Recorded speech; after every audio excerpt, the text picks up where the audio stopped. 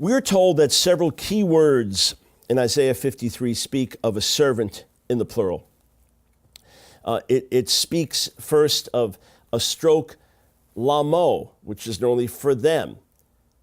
Mi pesha ami nega lamo, for the transgression of my people, a stroke lamo, for them. You see, for them, the servant is plural. Well, actually, less than 10 chapters earlier, Isaiah uses lamo with reference to bowing down to an idol made with wood and stone, just a man-made so-called God, and it says the person bows down lamo to it.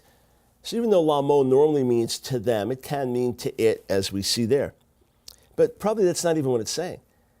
What it's saying is, mi pesha ami, for the transgression of my people, nega lamo, he receives the stroke, he receives the punishment for them. So it's not saying the servant is plural. It says, but he will be with the rich, b'motav, in his deaths. Deaths, see, it's plural. Deaths in his plural.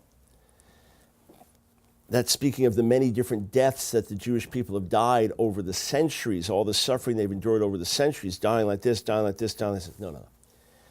In the Semitic languages, the plural can be used to speak of intensity. You have parallels even within the Hebrew Bible.